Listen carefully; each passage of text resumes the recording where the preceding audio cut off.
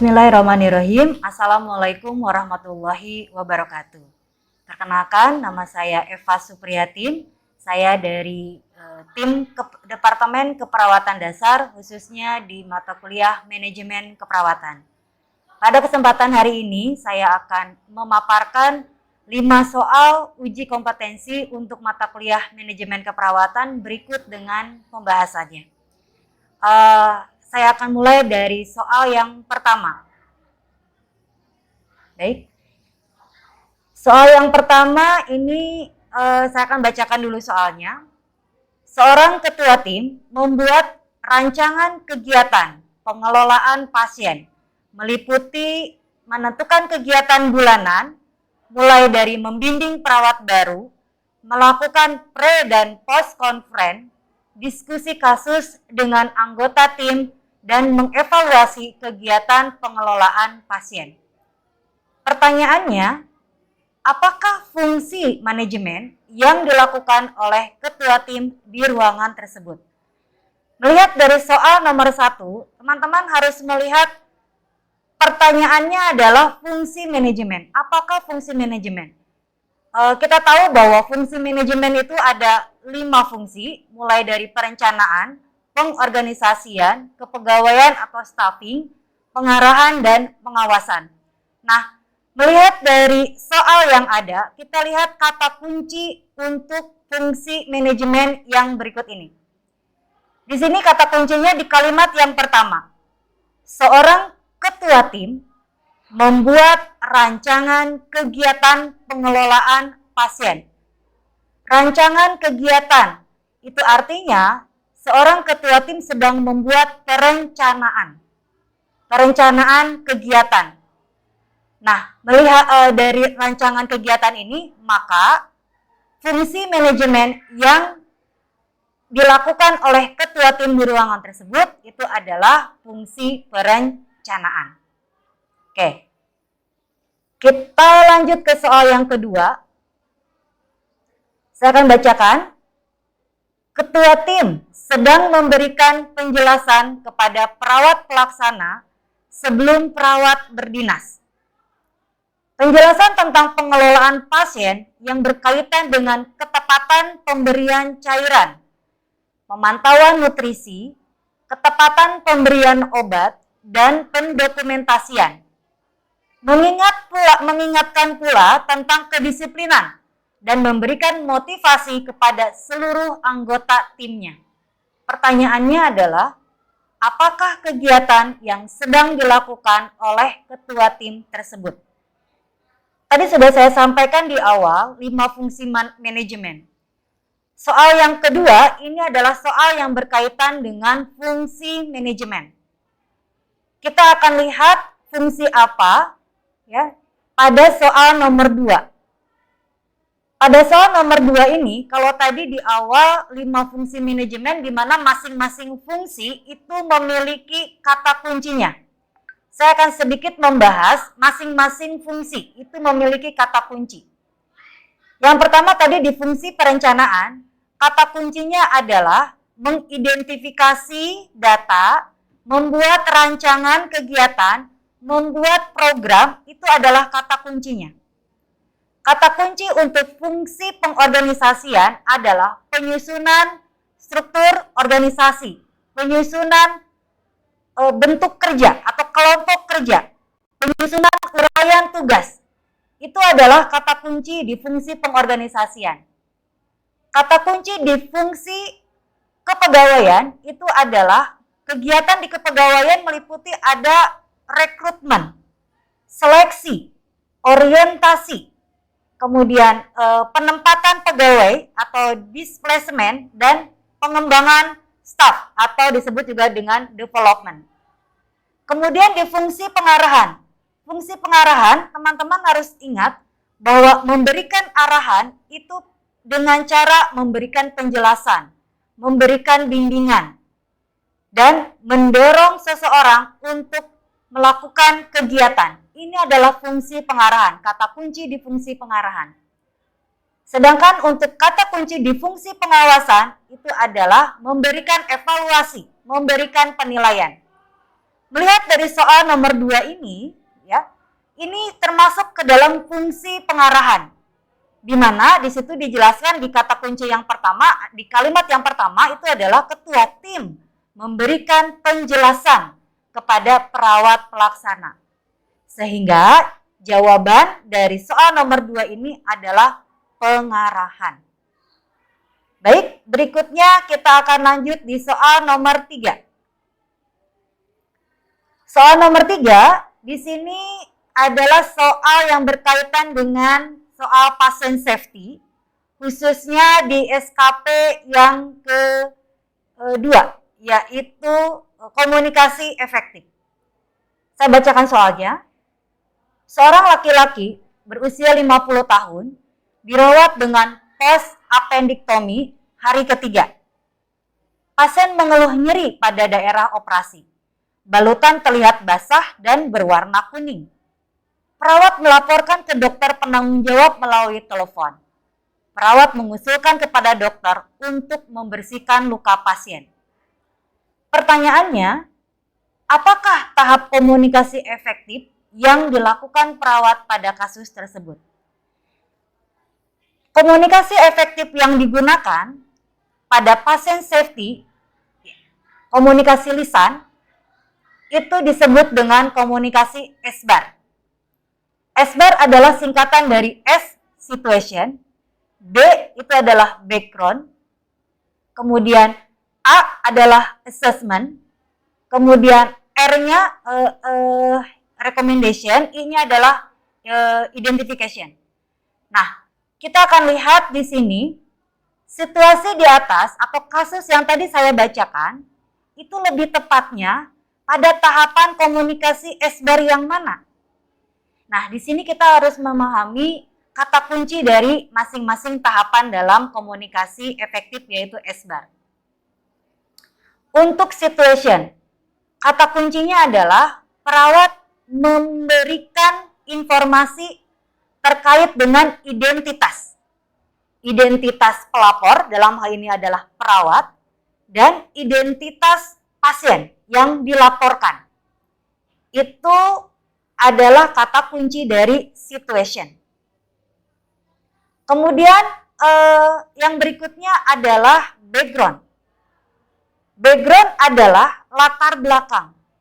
Di sini kata kuncinya perawat memberikan penjelasan, memberikan informasi, gitu ya, terkait dengan kondisi pasien.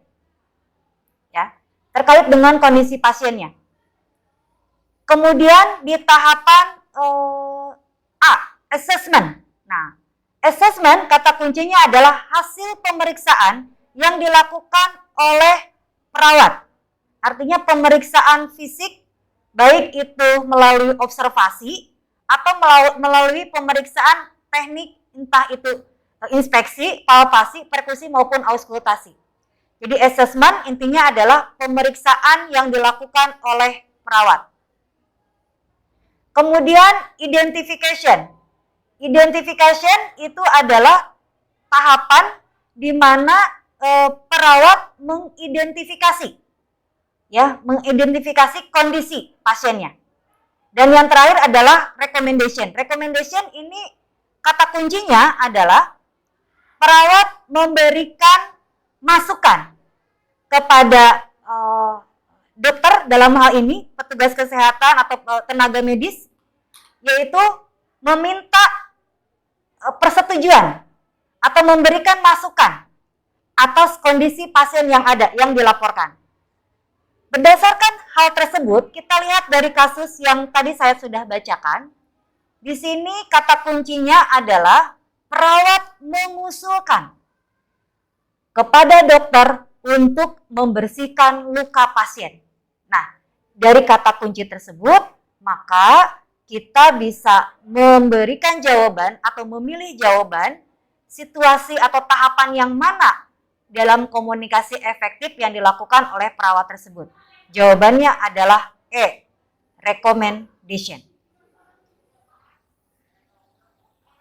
Oke, selanjutnya untuk soal yang nomor 4, ini adalah contoh soal untuk metode penugasan atau manajemen asuhan keperawatan. Mungkin teman-teman masih ingat dalam manajemen asuhan keperawatan itu adalah pengelolaan pasien. Mengelola pasien mulai dari pasien datang sampai dengan pasien pulang. Dalam mengelola pasien, tentu saja perawat harus menentukan metode penugasan apa yang akan digunakan. Metode penugasan itu bermacam-macam, mungkin teman-teman masih ingat, ada metode fungsional, metode tim, metode primer, metode kasus. Metode apapun yang akan dilakukan, tindakan keperawatan atau praktek keperawatan profesional itu mesti dilakukan. Nah, saya akan bacakan terlebih dahulu di soal nomor 4. Di sini dijelaskan, kepala ruang membuka kegiatan dengan salam. Kemudian penanggung jawab shift menyampaikan laporan kondisi pasien kelolaannya. Penanggung jawab shift selanjutnya melakukan klarifikasi atas kondisi pasien yang dilaporkan. Perawat pelaksana menemui pasien kelolaan, kemudian perawat kembali ke nurse station untuk berdoa dan menutup kegiatan.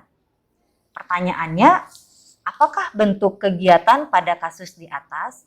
Di sini ada beberapa pilihan. Ada yang disebut dengan operan, ada yang disebut dengan jawaban yang kedua itu adalah ada edukasi. Kemudian C-nya itu ada pre-conference, post-conference, dan ronde keperawatan. Di sini saya akan sedikit menjelaskan masing-masing option dari jawaban. Operan atau istilah yang lain itu adalah timbang terima. Timbang terima adalah menyampaikan informasi terkait dengan kondisi pasien dari perawat yang sebelumnya atau yang sudah berdinas kepada perawat yang akan berdinas atau kepada perawat selanjutnya. Kata kuncinya adalah memberikan informasi yang terkait dengan kondisi pasien dari perawat sebelumnya kepada perawat selanjutnya. Itu adalah timbang terima. Edukasi adalah memberikan informasi terkait dengan kondisi pasien. Ya, bentuknya berupa penyuluhan yang tujuannya adalah untuk meningkatkan kesehatan atau kondisi pasien. Pre-conference itu adalah kegiatan yang dilakukan oleh perawat yang dipimpin oleh ketua tim sebelum melakukan kegiatan berdinas. Jadi artinya pre-conference itu dilakukan sesudah timbang terima yang dipimpin oleh ketua tim.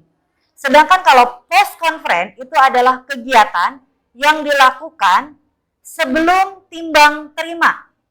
Ya, jadi kalau pre-conference sesudah timbang terima dan itu hanya dilakukan oleh perawat yang akan berdinas. Sedangkan kalau post-conference itu adalah kegiatan yang dilakukan oleh perawat yang sedang berdinas sebelum melakukan timbang terima. Sedangkan ronde keperawatan itu adalah kegiatan diskusi kasus yang melibatkan pasien. Kalau melihat dari soal yang tadi saya jelaskan, yang tadi saya bacakan, di sini kepala ruang. Nah, saya tadi sedikit tambahkan untuk kata kunci dari operan. Operan itu yang memimpin kegiatan itu adalah kepala ruang. Yang sering terkecoh, operan dengan pre dan post conference. Pre dan post conference dipimpin oleh ketua tim.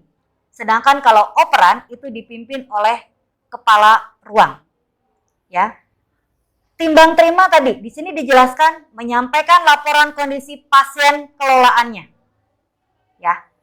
Penanggung jawab shift selanjutnya melakukan klarifikasi atas kondisi pasien yang dilaporkan. Nah, di sini dari uraian soal tersebut sudah jelas menunjukkan bahwa kegiatan yang dilakukan itu adalah kegiatan operan atau timbang terima. Jadi jawabannya adalah A.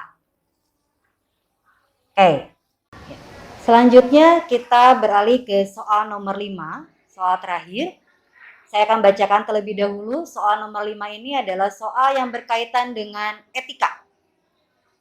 Seorang keluarga pasien melaporkan pada perawat bahwa cairan infusnya sudah habis.